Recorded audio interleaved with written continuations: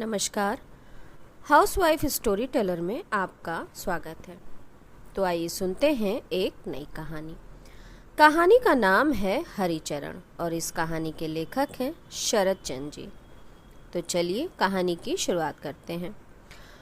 बहुत दिन पहले, लगभग 10-12 साल की बात है। उस समय दुर्गादास बाबू वकील नहीं बने थे। दुर्गादास बंदोपाध्याय को तुम लोग शायद अच्छी तरह नहीं जानते। मैं अच्छी तरह जानता हूँ। आओ उनसे आज परिचय करा दूँ। बचपन में ना जाने कहाँ से एक अनाथ पितृ मातृहीन कायस्थ बालक ने रामदास बाबू के घर पर आश्रय ग्रहण किया था। सब कहते थे कि लड़का बड़ा नेक है, बहुत सुंदर और बुद्धिमान। दुर्गादास बाबू के पिता का प्रिय भृत्य था। सब काम वह खुद अपने ऊपर ले लेता था। गाय को चारा देने से लेकर बाबू को तेल लगाने तक के सब काम वह स्वयं करना चाहता था। उसे सदा व्यस्त रहना अच्छा लगता था। लड़के का नाम था हरिचरण। गृहिणी अक्सर हरिचरण के काम को देखकर अचरज में आ जाया करती थी। बीच बीच में फटकार कर कहती भी थी, हरि, और भी तो नौकर हैं, तू अभी बालक है, क्यों इतना खटता है। हरि के अवगुणों में था उसका हंसना। हंसना बहुत अच्छा लगता था उसे। वो हंसकर जवाब देता, माँ, हम लोग गरीब आदमी हैं, खटना पड़ेगा हमेशा। हमें बैठ कर रहकर खाना अच्छा नहीं लगता। हमें बैठे रहकर क्या होगा।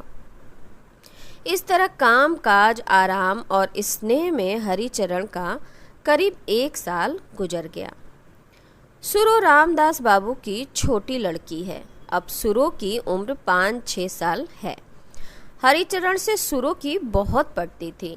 जब दुग्धपान के निमित्त सुरो गृहिणी से लड़ने में लग जाती थी, तब माँ बहुत देर तक बक झक करके भी अपनी इस शूद्र कन्या पर काबू नहीं कर पाती थी और दुग्धपान की विशेष आवश्यकता तथा उसके अभाव में कन्या रत्न के आंसू प्राण वियोग की आशंका से उद्विग्न होकर अत्यंत क्रोध से सुरबाला के गंडद्वय को विशेष रूप से दबाकर भी उसे दूध नहीं पिला पाती थी। तब हरिचरण की बात से ही काम बन जाता था। वास्तव में सुरो हरिचरण को बहुत पसंद करती थी।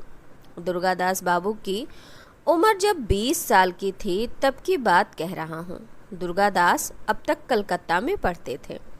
घर आने के लिए उन्हें स्टीमर से दक्षिण की ओर जाना पड़ता था। सुतरा घर का यह पथ विशेष सहज सरल नहीं था। तभी दुर्गादास बाबू अक्सर घर नहीं आते थे। लड़का बीए पास होकर घर आया। माँ अत्यंत व्यस्त थी।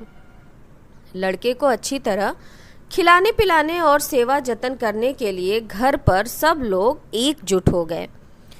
दुर्गादास ने पूछा, माँ, ये लड़का कौन है। माँ ने कहा, ये एक कायस्थ का लड़का है, माँ बाप नहीं है। तभी तेरे पिता ने उसे अपने यहाँ रखा है। घर के सब काम काज करता है। बड़े शांत स्वभाव का लड़का है, कभी किसी बात पर नाराज नहीं होता। फिर बिना माँ बाप का बालक है बेचारा। मैं बहुत चाहती हूँ उसे। घर आकर दुर्गादास बाबू को हरिचरण का यह परिचय मिला। जो हो, इन दिनों हरिचरण का बहुत काम बढ़ गया है। इस कार्य बुद्धि से वह असंतुष्ट नहीं वरन संतुष्ट ही प्रतीत होता है। छोटे बाबू मतलब दुर्गादास को स्नान कराना, जरूरत के वक्त पानी भरा गड़ुआ, ठीक समय पर पान का डब्बा, हुक्का वगैरह पेश करने में बहुत पटु है। दुर्गादास बाबू अक्सर सोचते हैं कि लड़का बहुत इंटेलिजेंट है, अतः कपड़ों में चुन्नट डालने और हुक्का भरने के काम हरिचरण के ना करने पर दुर्गादास बाबू को पसंद नहीं आते थे। कुछ समझ में नहीं आता कहाँ का पानी कहाँ जाकर मरता है। बड़ा दुरूह तत्व है यह। क्या तुमने देखा है कि अच्छी बात का अच्छा ही परिणाम होता है? क्या कभी बुरा नहीं होता? यदि तुमने ना देखा हो तब आओ, आज मैं तुम्हें दिखाऊं यह दुरूह तत्व। आज दुर्गादास बाबू का एक शानदार भोज में निमंत्रण है। घर भोजन नहीं करेंगे। शायद बहुत रात गए लौटेंगे, इसलिए हरिचरण को नित्य का कार्य संपन्न करके सो जाने को कह गए हैं। अब हरिचरण की बात कहता हूँ। दुर्गादास बाबू रात को बाहर के बैठक खाने में ही सोते थे। इसका कारण बहुत से लोग नहीं जानते। मेरा ख्याल है कि उनकी पत्नी पित्रालय होने के कारण उन्होंने अपने लिए यह व्यवस्था बनाई थी। रात को दुर्गादास बाबू का बिस्तर, फिर उनके सोने पर उनके पैर दबाना आदि कार्य हरिचरण के जिम्मे थे। बाद में बाबू को अच्छी तरह नींद आ जाने पर हरिचरण पास के एक कमरे में जाकर सो जाता था। शाम होने से पहले ही उस दिन हरिचरण का सिरदर्द करने लगा। हरिचरण समझ गया कि अब उसे बुखार आने वाला है। बीच बीच में उसे अक्सर बुखार आ जाता था, इसलिए इन लक्षणों को वह बखूबी जानता था। हरिचरण और बैठ नहीं पाया, अपने कमरे में जाकर सो गया। छोटे बाबू का बिस्तर नहीं लगा है, यह बात उसे याद नहीं रही। रात को सबने भोजन किया, पर हरिचरण भोजन करने नहीं आया। गृहिणी देखने आई, हरिचरण सोया था। उसके बदन पर हाथ लगाकर देखा कि बुखार है। समझ गई कि बुखार आ गया है उसे, लिहाजा उसे और कुछ ना कहकर वे चुपचाप चली गई। रात का दूसरा पहर हो चला था। भोज के उपरांत दुर्गादास बाबू ने घर आकर देखा कि उनका बिस्तर नहीं लगा है। एक तो उन्हें नींद आ रही थी, फिर तमाम रास्ते यही सोचते आ रहे थे कि बिस्तर पर पड़ जाएंगे। हरिचरण उनके श्रांत पद युगल से बिनामा मतलब जूते खोलकर धीरे धीरे उन्हें दबाने लगेगा और वे आराम से तंद्रा में गड़गड़े का नल मुंह में लेकर आंखें खोलकर एकदम सुबह की रोशनी देखेंगे। बिल्कुल निराश होकर वे गुस्से से आग बबूला हो गए। 2-4 बार हरिचरण हरि हरे आदि कहकर चिल्लाए, लेकिन कैसे आए हरि? वो तो ज्वर की तपिश में बेहोश पड़ा है। तब दुर्गादास बाबू ने सोचा कि हरामजादा सो गया है। उसके कमरे में जाकर देखा कि अच्छी तरह ढक ढाप कर सो रहा है। सहन नहीं हुआ। उन्होंने बड़ी शक्ति से बाल पकड़कर खींचकर उसे बैठाने की कोशिश की, लेकिन हरि ढुलक कर बिस्तर पर सो गया।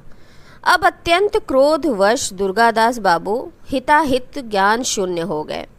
हरि की पीठ पर उन्होंने सबूत पदाघात किया। करारी चोट खाकर वह होश में आकर बैठ गया बिस्तर के ऊपर। दुर्गादास बाबू बोले, दूध मुहा बच्चा है क्या तू जो सो गया था? बिस्तर कौन लगाएगा? मैं? बातचीत में उनका क्रोध और बढ़ गया। हाथ में बेत से हरिचरण की पीठ पर फिर उन्होंने 2-3 वार कर दिए। हरि जब रात को पद सेवा कर रहा था, तब संभवतः एक बूंद गर्म पानी दुर्गादास बाबू के पैर पर टपक पड़ा था। तमाम रात दुर्गादास बाबू को नींद नहीं आई। पानी की वो एक बूंद उन्हें बहुत गर्म प्रतीत हुई थी। दुर्गादास बाबू हरिचरण को बहुत प्रेम करते थे। अपनी नम्रता के लिए वह केवल दुर्गादास बाबू का ही नहीं, सबका प्रिय पात्र था। फिर महीने भर की इस घनिष्ठता के बाद और प्यार बन गया था। रात को कितनी ही बार दुर्गादास बाबू के मन में ये बात आई थी कि जाकर एक बार देख आए कि उसकी पीठ में कितनी चोट आई है, कितनी सूजन आ गई है। पर वो तो नौकर है, यह उनके लिए मुनासिब नहीं।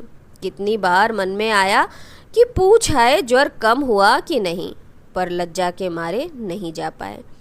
सुबह हरिचरण ने मुंह धोने का पानी ला दिया, हुक्का भर दिया। तब भी वे कह सकते थे, ओह वो तो एक 12 वर्ष का बालक मात्र है। बालक समझकर भी उसे पास बुलाकर उसकी पीठ को देख सकते थे, उस पर आहिस्ता से हाथ फेर सकते थे। एक बालक से क्या शर्म। दिन के 9 बजे ना जाने कहाँ से एक टेलीग्राम आ गया। तार की बात सुनकर ही दुर्गादास बाबू का मन बहुत बेचैन हो गया। तार खोलकर देखा कि स्त्री अत्यंत पीड़ित है। धड़ से उनकी छाती एक हाथ बैठ गई। उसी दिन उन्हें कलकत्ता के लिए रवाना होना पड़ा। गाड़ी में बैठकर उन्होंने सोचा, हे भगवान, प्रायश्चित होगा क्या? अक्सर महीना भर हो गया। आज दुर्गादास बाबू का मन प्रसन्न है। उनकी पत्नी ठीक हो गई है। आज उन्हें पथ्य मिला है। घर से आज एक चिट्ठी आई है। चिट्ठी दुर्गादास बाबू के छोटे भाई ने लिखी है। पत्र के आखिर में पुनश्च करके लिखा गया है।